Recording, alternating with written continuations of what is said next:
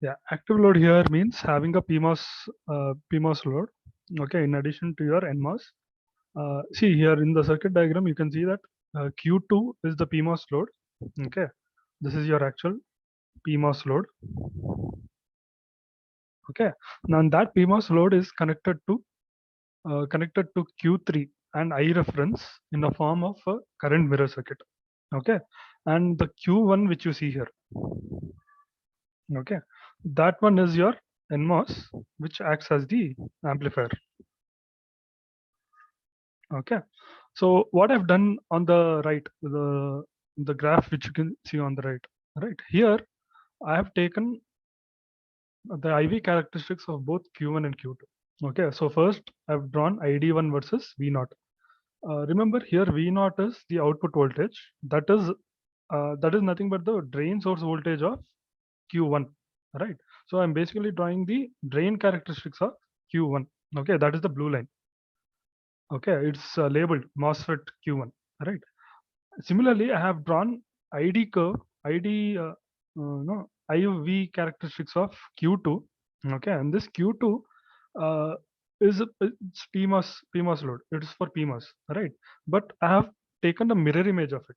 Okay, I've taken a mirror image of it and shifted the entire curve by a VDD, right? Then this point here, okay, this point here is actually VDD. Okay, the reason I have done is this to observe these 2 points. Okay, point B and point A. Okay, the significance of point B and point A is that between point B and between point A, okay, both your MOSFETs, Q2 and Q1, both these MOSFETs are actually in saturation region, right? If you no observe, if the V0 is less than no point B, okay, if it is this side, if it is this side, right, then you can see that uh, Q1 is in triode region, whereas Q2 is in saturation region, right? Between point B and point A, both the transistors Q1 and Q2, both of them are saturation region.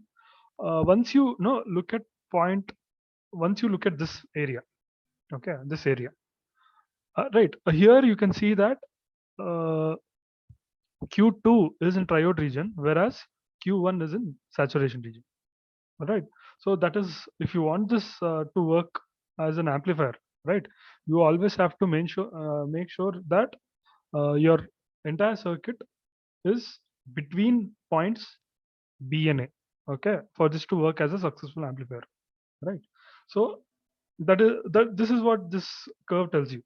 Okay, so if I draw the VTC curve based on this, okay, if I draw the VTC curve based on this, then I will get this.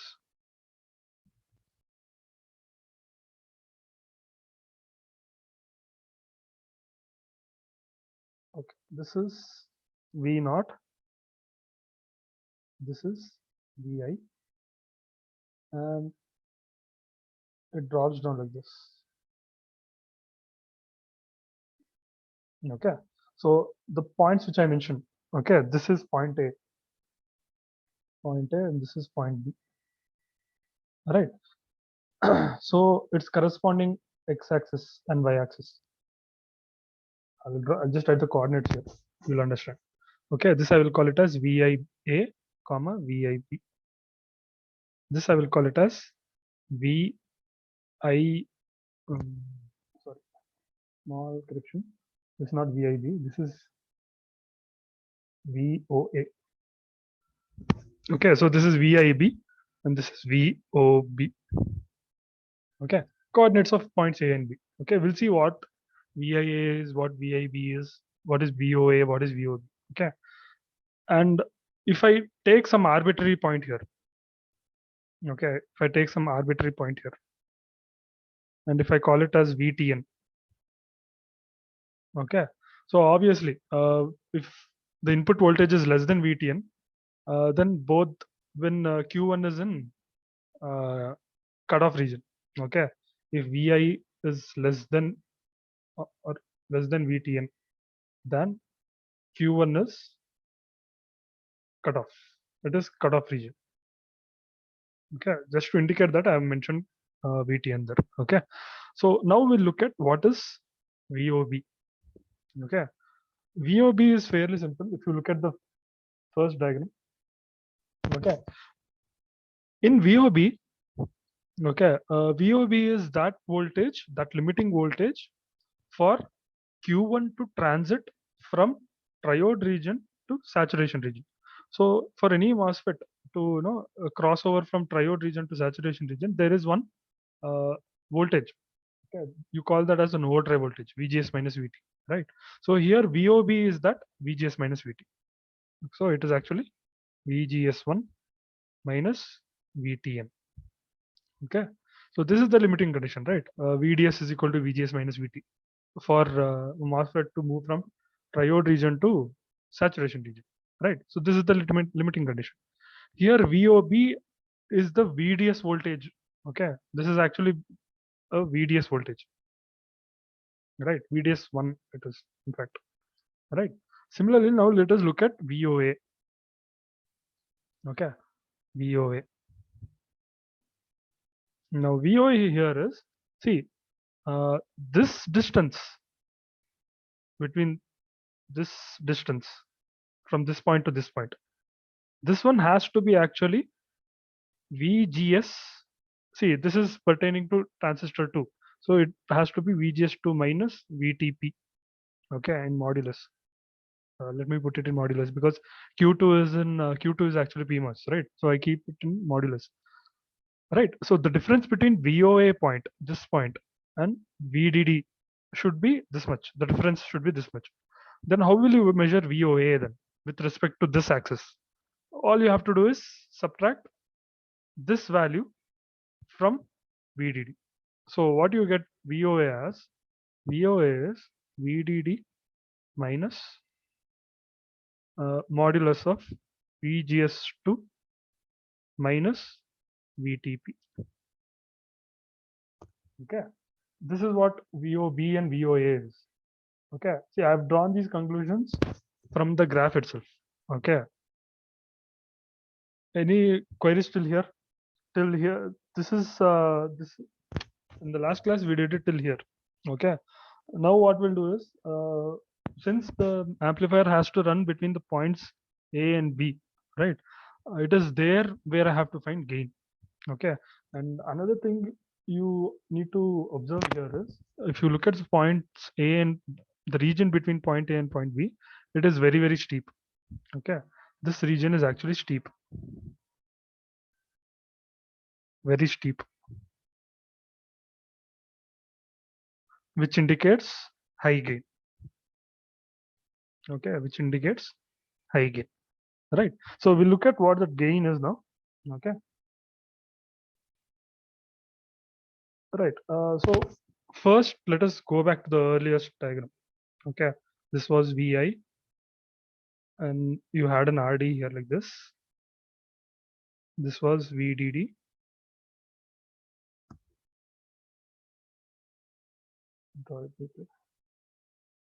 Yeah.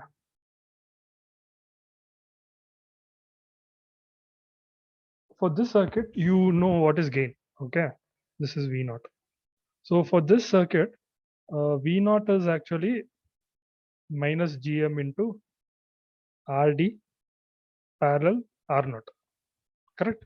This we have already learned before. Where RD is the drain bias resistance, drain resistance, not bias, drain resistance. R naught here is the drain to source resistance. Drain to source resistance. Right? Now here what we have done in the first case, in this case, I have replaced RD with the transistor Q2. Right? So here you can write that R01 is drain to source voltage of transistor Q1. R02 is the drain to source voltage of transistor Q2. Okay, these are drain to source voltages, drain to source resistances, drain to source resistance. Okay, the drain to source resistance. Then it's a simple matter of replacing RD with R02. Okay, so for a CMOS implementation, for CMOS implementation.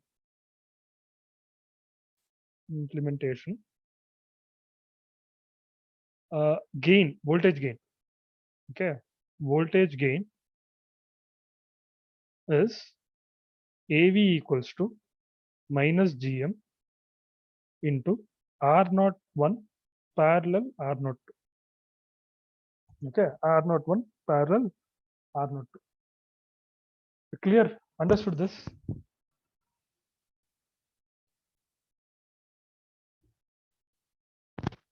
Any queries in this? How I got R01 parallel R02? See, this you already know. Okay, this is a simple circuit, right? In this, gain is minus GM into R0 parallel RD. RD is your drain resistance. Now, instead of having RD, we are having another PMOS, right? If I assume that PMOS is having a drain to source resistance of R02 and my amplifier, the NMOS transistor, has a drain to source resistance of R01, right? Then I have to simply replace this RD with R01, right? So that is my voltage gain. Okay, so to make some assumptions here, say if my no drain to source resistances of my no, better write it down.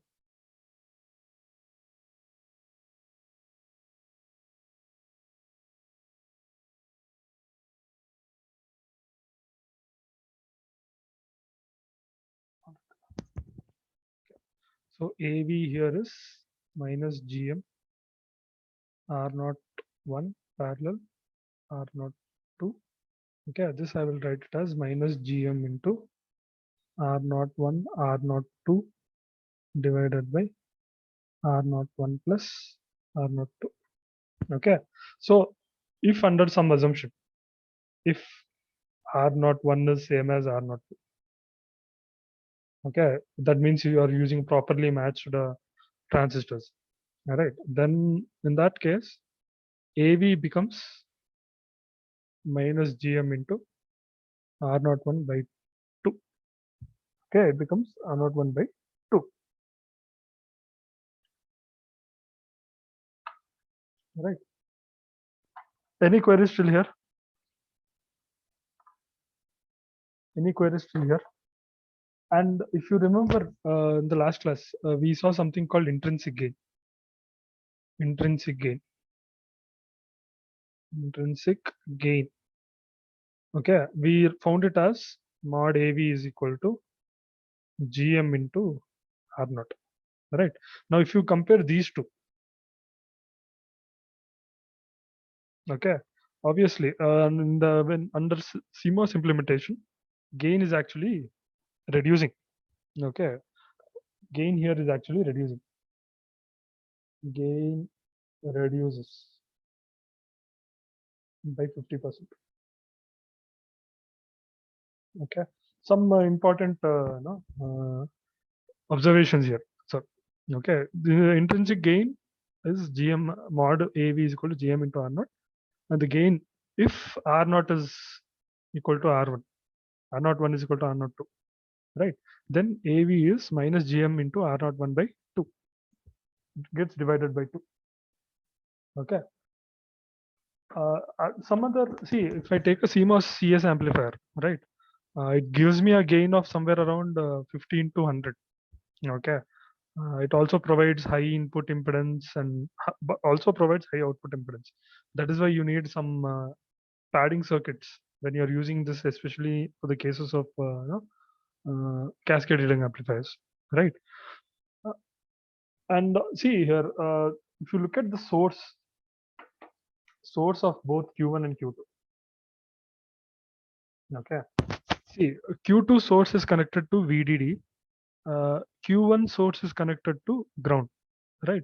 Under AC analysis, VDD is it is a DC voltage, right? That is considered as signal ground, AC ground, right? So both the sources are actually connected to ground, okay, which makes body effect practically zero in this circuit. Okay, so I'll mention the point here. Since Q1, Q2 sources sources are connected to signal grounds. Signal ground. Okay. In case of Q2, it is connected to ground. In case of Q1, it is connected to AC ground. Right.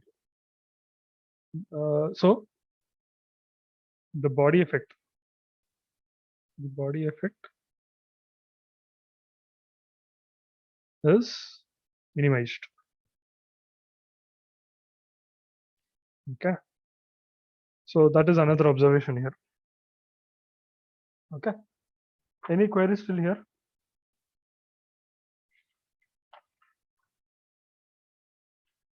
Any queries still here?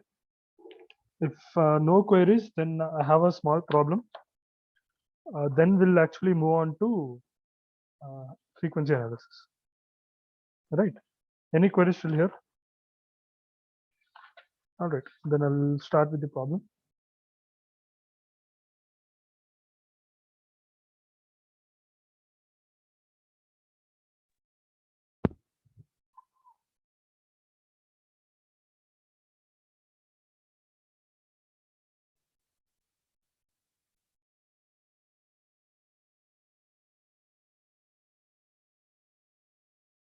Right. So our first problem.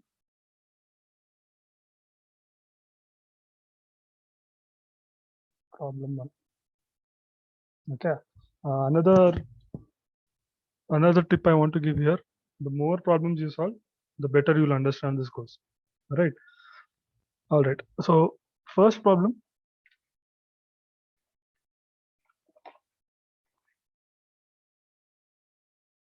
Okay. Find voltage gain. Find voltage gain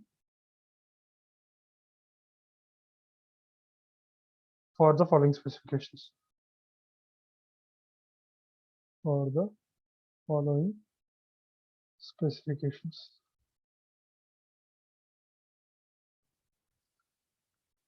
VDD is equal to 3 volts. VTN is equal to mod VTP is equal to 0.6 volts. 0.6 volts. Then we have mu Kn prime is 200 micro amperes per whole square. Kp prime has 65 micro amperes per volt square. Length of the transistor 0.4 micrometers. Width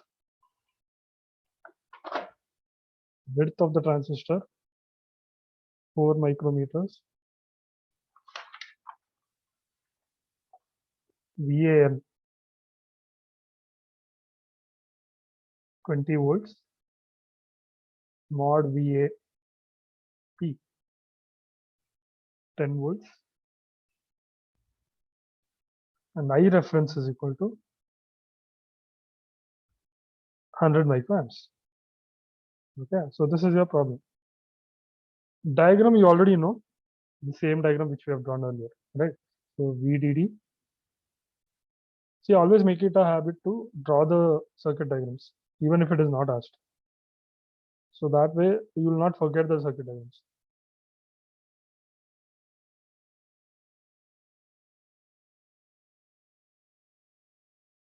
This is IREF.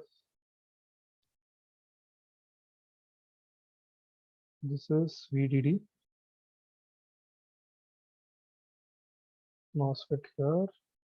MOS, ground, V0, Vi. Right. So this is Q3, Q2, and Q1. So he's asking what is voltage gain.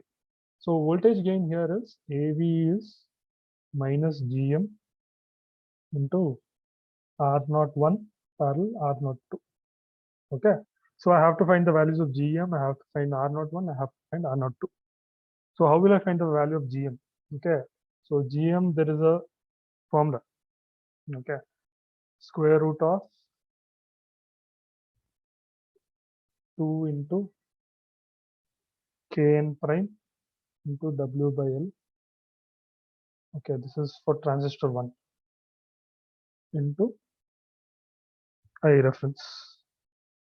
Remember, I reference here is equal to the current flowing through IQ2 and current flowing through IQ1. Okay, so these are basically drain currents. Drain currents. Okay, so all these values I know. See, this GM is equal to square root of 2 Kn prime that we have already derived. It was done in the previous, previous module. So 2 into Kn prime is 200 micro into length is 4 divided by 0.4. 4 divided by 0.4 into I reference, which is 100 micro. So for this GM value, you get it as 0.632. 0.632 milli amperes per voltage. Right. So now R01. Okay, find R01. R01 is pertaining to MOSFET Q1. Right. So it is VAN divided by I reference. Similarly, R02 is pertaining to the PMOS transistor. So VAP divided by I reference.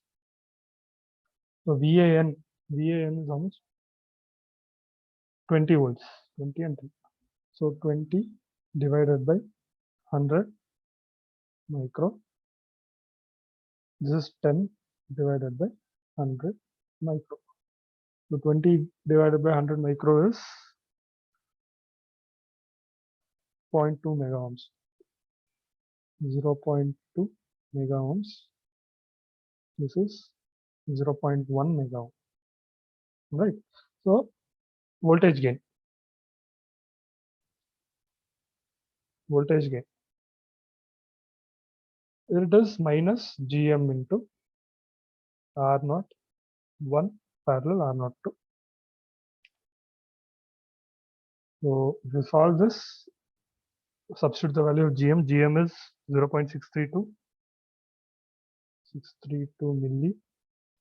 R0 1 is 0.2 mega parallel 0.1 mega. Okay, so finally you'll get a voltage gain of minus 42.13 volts per volts.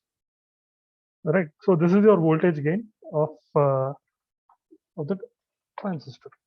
Okay, this is not the complete problem.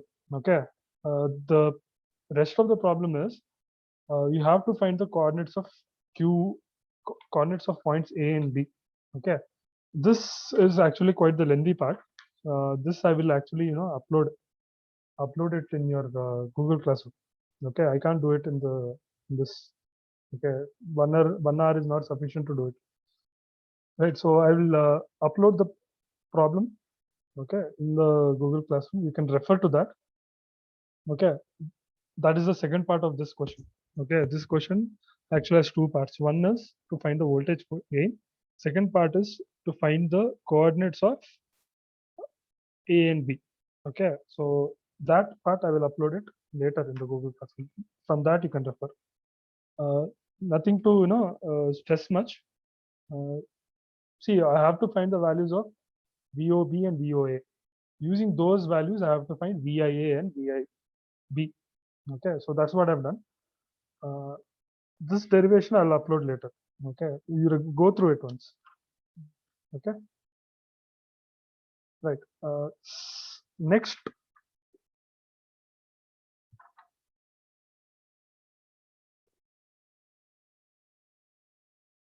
we'll look at high frequency. Okay, high frequency response. I'll rather stop now. Okay,